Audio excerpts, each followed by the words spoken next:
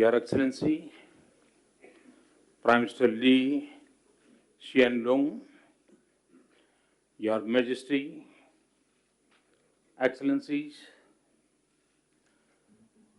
I'm delighted to welcome you all to the ASEAN-India Commemorative Summit. Though we are celebrating 25 years of our partnership, our shared voyage goes back thousands of years.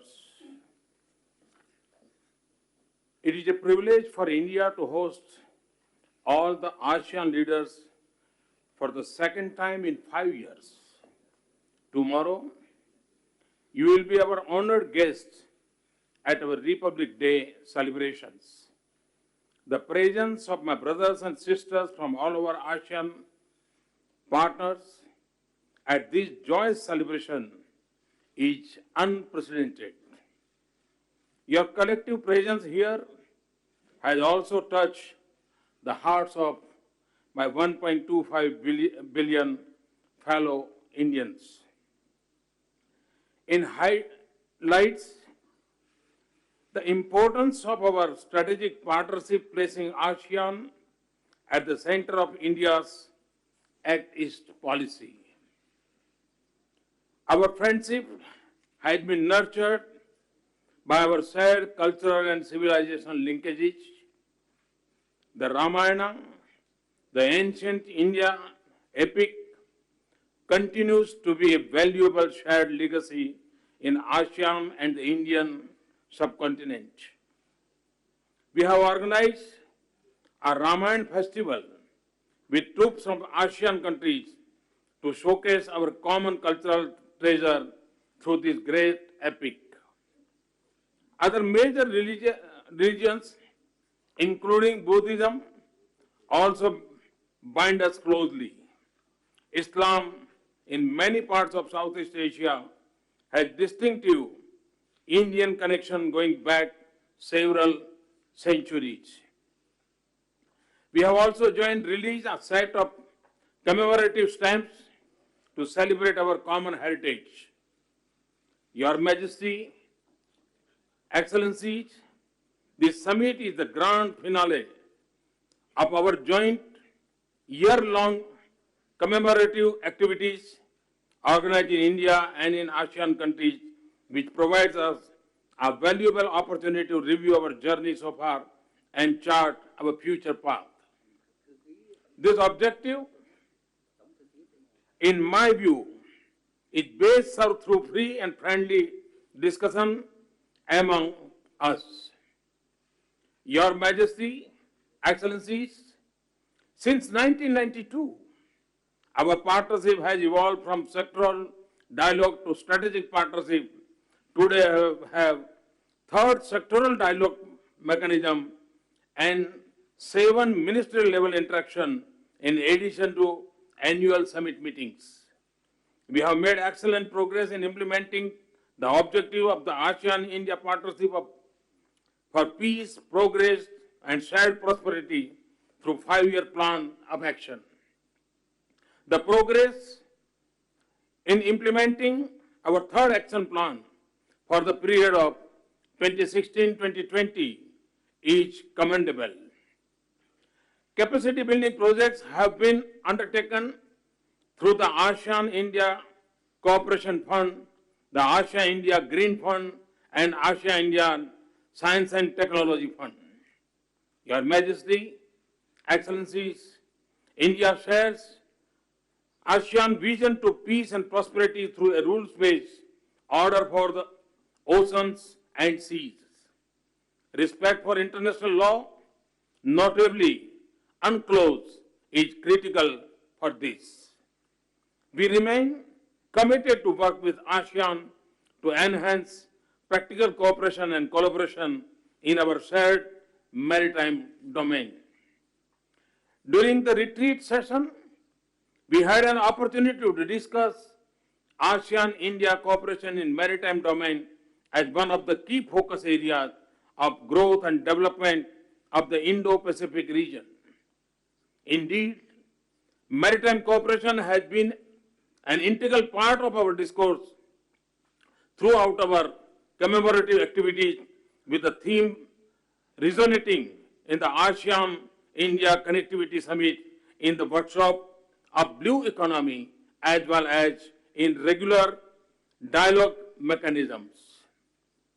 Humanitarian and disaster relief efforts, security cooperation, and freedom of navigation will be key focus area for our maritime cooperation.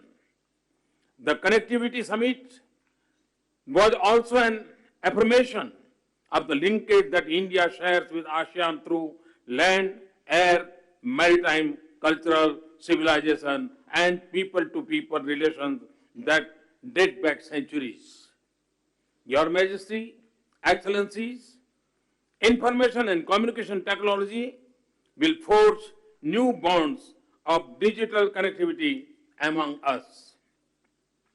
This could include new areas of cooperation in a regional high-capacity fiber optic network and a national rural broadband network to digitally connect remote areas. India offers to undertake a pilot project on rural connectivity, which would create digital village in Cambodia, Laos, Myanmar, and Vietnam. Success of this project could be replicated in other ASEAN countries. We also offer a training program on telecom and networking technologies to share best practices in policy, regulation, and technological development for information and communication technology professionals from ASEAN countries. In order to deepen our understanding and cooperation in financial matters, I propose a dialogue on digital financial inclusion and investment promotion and infrastructure.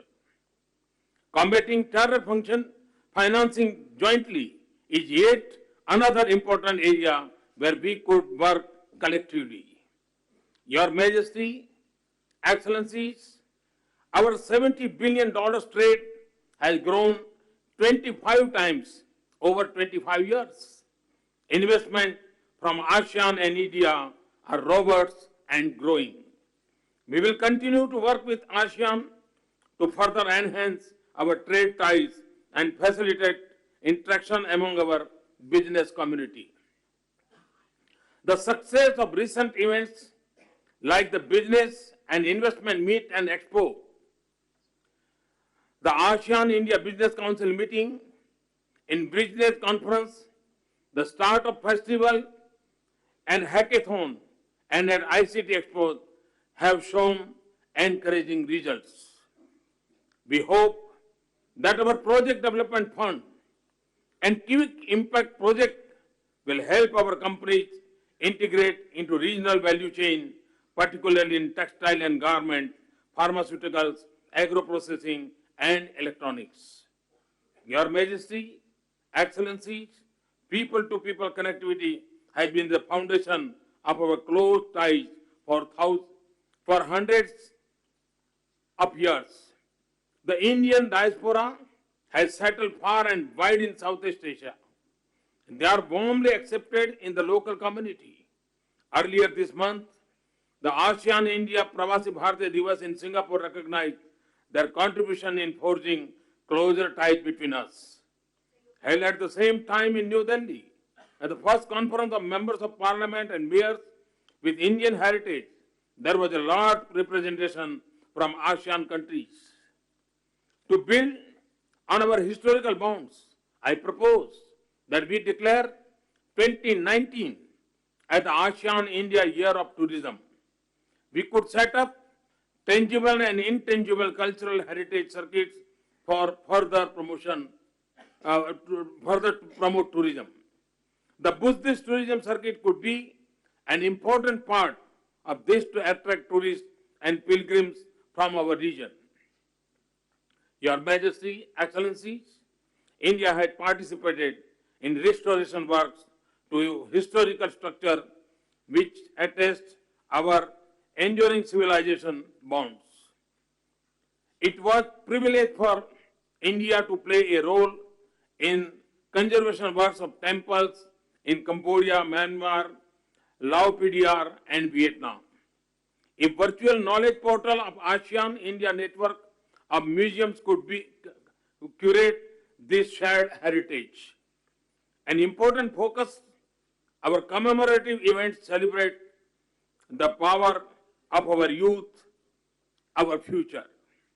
The Youth Summit, the Artist Residency, the Musical Festival, and the Startup Festival for Digital Commerce among our youth were intent for this. We have given a boost to their spirit by giving Youth Award on 24th January. To further empower our youth in our region, I have the pleasure to announce 1,000 fellowship to students and researchers from ASEAN countries for studying integrated PhD programs in Indian Institute of Technology, India's premier institution of imparting knowledge. We would also like to offer dedicated training courses at the Indian Academy of Highway Engineers for ASEAN highway professionals. I also propose that we set up a network of universities to encourage greater inter-university exchanges. Your Majesty, Excellency, in conclusion, let me again join my people in expressing our profound appreciation to each one of you for kindly accepting my invitation and for joining us at this commemorative summit.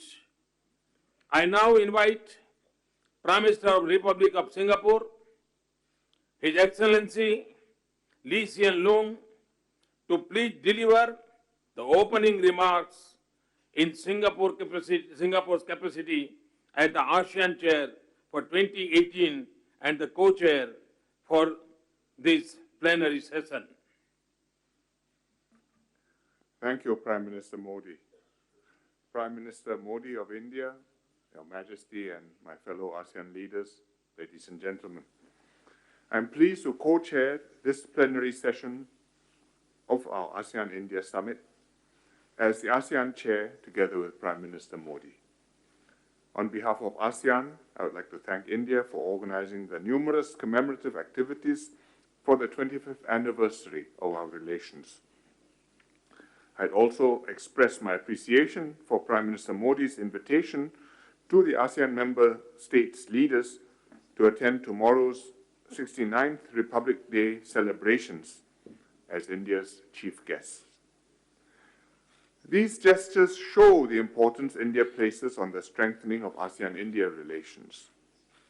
I would also like to thank Vietnam for its role as the country coordinator of ASEAN-India dialogue relations. Today, we mark 25 years of relations between ASEAN and India and 5 years of our strategic partnership. These milestones are an opportunity to celebrate our achievements and chart our way forward. India's ties with Southeast Asia go back far beyond 25 years. Our early interactions were driven by trade and commerce. Artifacts like glass beads and semi-precious stones from southern India have been found in the Malay Peninsula, which are dated as early as the 4th century BC. Both sides also share deep cultural links. The Indian diaspora continues to play an important part in shaping our region and in ASEAN-India relations. About 1/5 of the 31 million overseas Indians live in Southeast Asia, and they've made major contributions in building institutions, national cultures, and identities in their respective countries. This is why Singapore and other ASEAN member states have supported India's dialogue partnership and its entry into the East Asia Summit. We believe that India makes a major contribution to regional affairs, helping to keep the regional architecture open, balanced, and inclusive. There's much more we can do to take the ASEAN-India dialogue partnership forward. One step we can take is to increase our trade and economic cooperation. There is significant potential for further growth. Southeast Asia and India together represent 1/4 of the world's population, about 1.8 billion people, and a combined GDP of more than $4.5 trillion US dollars. The Regional Comprehensive Economic Partnership Agreement, the RCEP, which is currently being negotiated by ASEAN, India, and other partners, represents a historic opportunity to establish the world's largest trading bloc, which would enable our businesses to harness the region's true potential. Expanding connectivity, air, land, maritime, and digital connectivity, is also important for growth. It will reinforce business and people-to-people links between the two sides and benefit both our peoples. These are just some of the areas where we can develop our relationship. I look forward to exchanging these and other ideas with Prime Minister Modi and my fellow ASEAN leaders during this plenary session to examine how we can further strengthen our strategic partnership in the years to come. Thank you, Prime Minister.